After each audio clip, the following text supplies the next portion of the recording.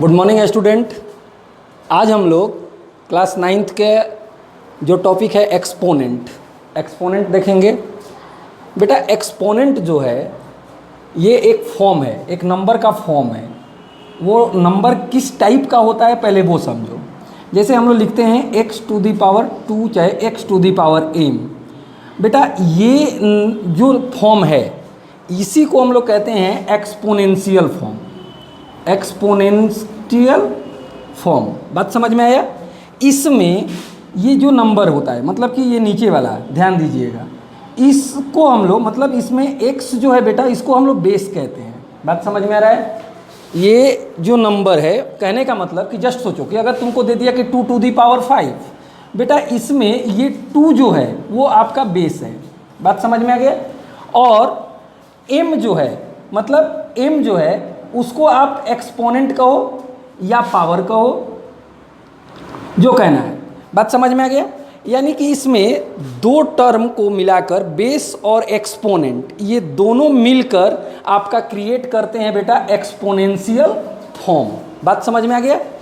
अब देखो, किसी भी नंबर को हम लोग उसे एक्सपोनेंशियल फॉर्म में कैसे कन्वर्ट करते हैं, कैसे किसी नंबर को एक्सपोनेंट के फॉर्म में हम लोग लिखेंगे, ये चीज़ हम लोग को अब समझना है। बात समझ में आ गया। तो देखो हम लोग कैसे किसी नंबर को, जैसे मान लीजिए कि आपको एक नंबर दिया गया कि 512। अब मान लीजिए कि आपको इस नंबर को बेटा एक्सपोनेंट के फॉर्म में लिखना है, एक्सपोनेंशियल फॉर्म में लिखना है। तो आप क्या करोगे कि इस नंबर को कहीं रफ में आप प्राइम फैक्टराइजेशन निकाल लीजिएगा इसका। तो जैसे मान लो कि 512, बेटा इसको अगर हम प्राइम फैक्टराइजेशन करेंगे तो 2 से 2516, फिर 2 से 2 1 जा 2, 2 2 जा 4 और 2 8 जा, फिर 2 से इसको कटाएंगे तो 2 के 6 जा और 2 4 जा, फिर 2 से 32 बार में, फिर 2 से 16 बार में, फिर 2 से 8 बार में, फिर 2 से 4 बार में, फिर 2 से 2 बार में, फिर 2 से 1 बार में। यानी कि 3 6 9। यानी कि इसका बेटा जो प्राइम फैक्टराइजेशन आया वो आया 2 × 2 × 2 × 2 × 2 × 2 × 2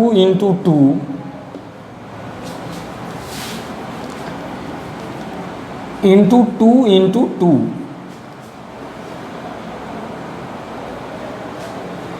यानी कि 2⁹9। अब हम किसी भी नंबर को इस तरह से एक्सपोनेंशियल फॉर्म में कन्वर्ट कर सकते हैं। बात समझ में आया। किसी भी नंबर को अगर एक्सपोनेंशियल फॉर्म में कन्वर्ट करना है तो उस नंबर का बेटा प्राइम फैक्टराइजेशन करते हैं, और प्राइम फैक्टराइजेशन करने के बाद कि उस नंबर को हम लोग सिंपली इस फॉर्म में कन्वर्ट कर देते हैं। बात समझ में आ गया। अब देखो, जैसे मान लीजिए कि अब जो है ये एक्सपोनेंशियल फॉर्म कहलाया। बात समझ में आया। ये इसका प्राइम फैक्टराइजेशन हो गया, यानी कि इसको हम लोग एक्सपेंडेड फॉर्म कहते हैं। एक एक्सपेंडेड फॉर्म आप लोग पढ़े होंगे जूनियर क्लास में। जैसे कि मान लो ऐसे रहता है कि 512, तो इसको हम लोग लिखते हैं कि 500 + 10 + 2, इस तरह से लिखते हैं। बेटा ये जो है ये एक्सपेंडेड फॉर्म की बात मैं नहीं कर रहा हूँ। ये जो प्राइम फैक्टराइजेशन हम लोग निकालते हैं ये इसका एक्सपेंडेड फॉर्म कहलाता है। बात समझ में आया। और ये इसका ओरिजिनल नंबर हो गया। तो नंबर को अगर हमें एक्सपोनेंशियल फॉर्म में लिखना है तो पहले हम लोग उसका एक्सपेंडेड फॉर्म निकालते हैं और फिर एक्सपेंडेड फॉर्म को एक्सपोनेंशियल फॉर्म में कन्वर्ट करते हैं। अगर मान लो कोई नंबर एक्सपोनेंशियल फॉर्म में दिया हुआ है और आपको ओरिजिनल नंबर फाइंड करना है तो आप फिर उसको ऐसे उल्टाओगे। जैसे मान लीजिए कि आपको दे दिया कि 2⁵, बेटा आप लिखोगे 2 × 2 × 2 × 2 × 2 इज इक्वल्स टू, तो 2 2 जा 4, 2 जा 8, 2 जा 16, 2 जा 32, यानी कि ये 32। तो अब ये एक्सपोनेंशियल फॉर्म हो गया, ये आपका एक्सपेंडेड फॉर्म हो गया, और ये आपका ओरिजिनल नंबर हो गया। बात समझ में आ गया? इसके बाद अब हम लोगों को बेटा इसमें मेन चीज़ जो समझना है क्लास 9th में, वो समझना है लॉ ऑफ एक्सपोनेंट। एक्सपोनेंट का क्या रूल है, बात समझ में आ गया? Law of exponent, law of exponent. अब देखो लॉ ऑफ एक्सपोनेंट तुम्हारा क्या होता है वो समझो। जैसे मान लीजिए कि x to the power m into x to the power n है। इसका मतलब कि ये दोनों बेस जो है वो आपस में इक्वल है। इन दोनों में बेस जो है बेटा वो x है, और अगर इसको मल्टीप्लाई करना है तो एक्सपोनेंट कहता है कि बेस सेम रहने पर मल्टीप्लाई में पावर को जोड़ दिया जाता है। एक्सपोनेंट कहता है कि बेस सेम रहने पर मल्टीप्लाई में पावर को ऐड कर दिया जाता है। यानी कहने का मतलब कि x to the power m plus n। बात समझ में आ गया? जैसे मान लो कि यहाँ पे दिया है कि 2 के पावर 5 इंटू 2 के पावर 7, तो आप इसको लिख सकते हो कि 2 के पावर 5 प्लस 7, दैट मीन्स कि 2 के पावर 12। बात समझ में आ गया? अगर मान लीजिए कि एक्सपोनेंट में आपको दो टर्म को मल्टीप्लाई करना है, लेकिन ऐसा टर्म जिसका बेस सेम हो, तो बस उसके सिर्फ पावर को बेटा ऐड कर देना है और कुछ नहीं करना है। बात समझ में आ गया? दूसरा चीज, अब दूसरा एक्सपोनेंट का लॉ देखो। बात समझ में आया? दूसरा लॉ क्या है इसका? दूसरा लॉ इसका है बेटा कि यही सेम चीज, अगर मान लो x to the power m divided by x to the power n है, कहने का मतलब कि बेस सेम है या डिवाइड करना है, तो वैसी स्थिति में हम लोग क्या करते हैं कि इसके पावर को सब्ट्रैक्ट करते हैं। कहने का मतलब कि x to the power m minus n। बात समझ में आ गया? जैसे मान लीजिए कि 2 के पावर 5 डिवाइडेड बाई 2 के पावर 3, तो इसको हम लोग करेंगे कि 2 के पावर 5 माइनस 3, दैट मीन्स कि 2 के पावर 2। समझ में आ गया?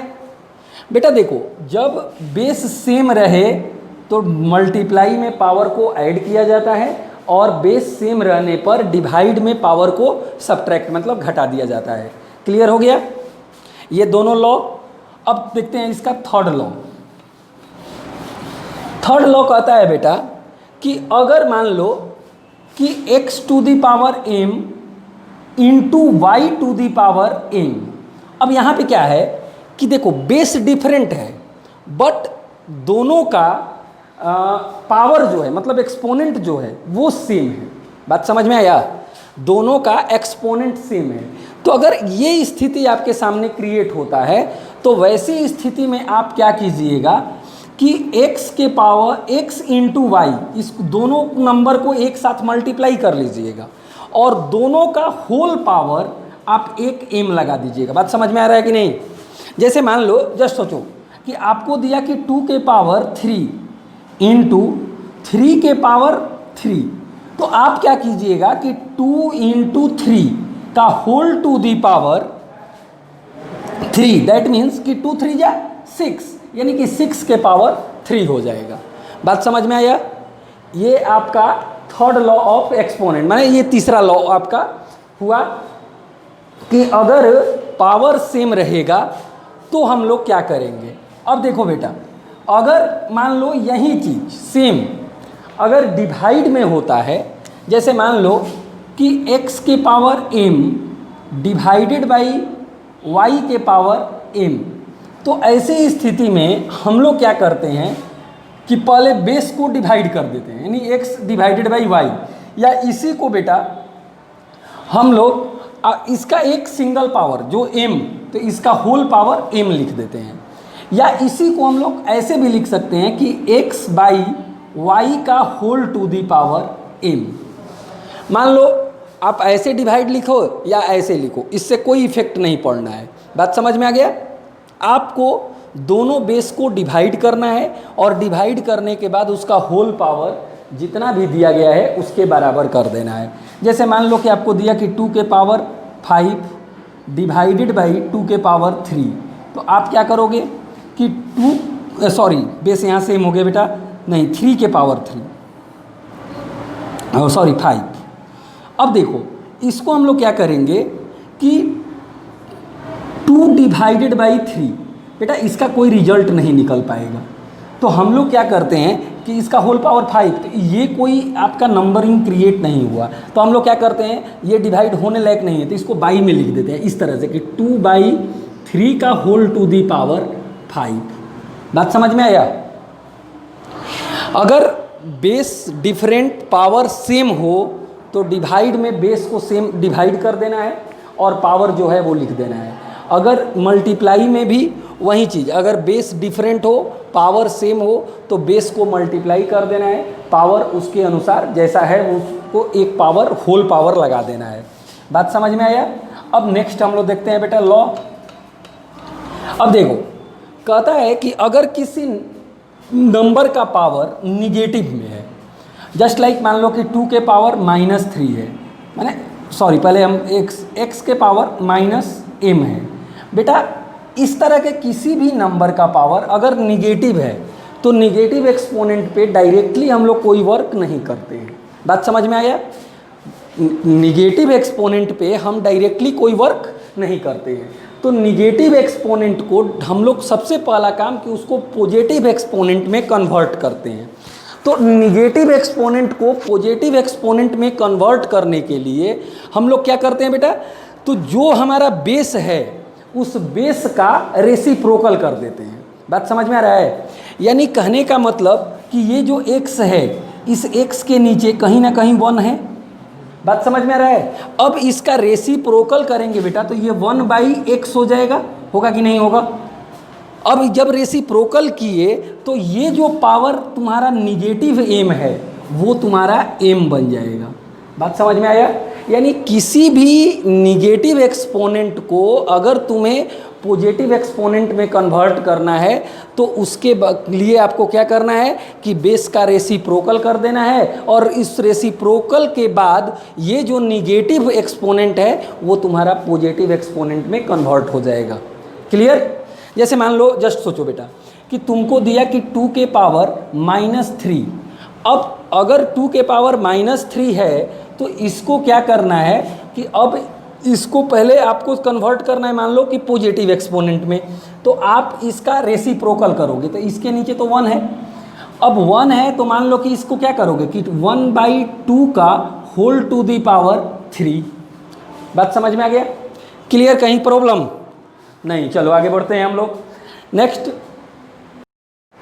नेक्स्ट बेटा हम लोग देखेंगे कि जैसे मान लो कि अगर x to the power m का whole to the power n, अगर इस तरीके का कोई अगर हमें एक्सपोनेंशियल फॉर्म मिलता है तो उसके सॉल्यूशन के लिए हम लोग क्या करते हैं बेटा कि x to the power m into n, मतलब इन दोनों पावर को मल्टीप्लाई कर देते हैं।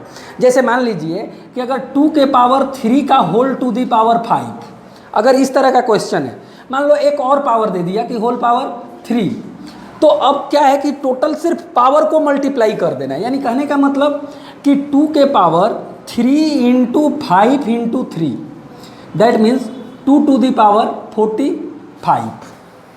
बात समझ में आ गया? और लास्ट एक लॉ देखना है हम लोगों को बेटा कि कभी कभी जब हम लोग डिवाइड करते हैं तो ऐसा होता है कि पावर जो है वो 0 हो जाता है। तो किसी भी नंबर का, जैसे कि x to the power 0 is equal to 1 होता है, यानी किसी भी नंबर का पावर अगर 0 के बराबर है तो वो 1 लिखाएगा। जैसे कि वो 2 के पावर 0 हो या 5 का पावर 0 हो या 1/3 के पावर 0, किसी भी नंबर का पावर अगर 0 होगा तो उसके बदले में माने इज इक्वल टू में 1 ही लिखा जाएगा। बात समझ में आया?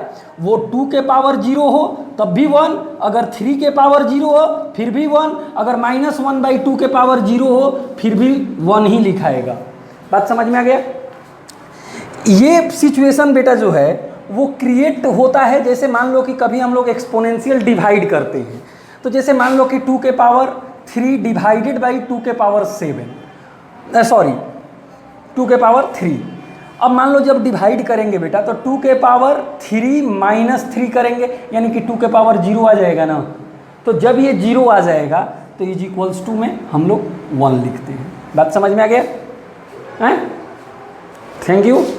चलो अब आप लोग एक्सपोनेंट कंप्लीट कर लीजिएगा।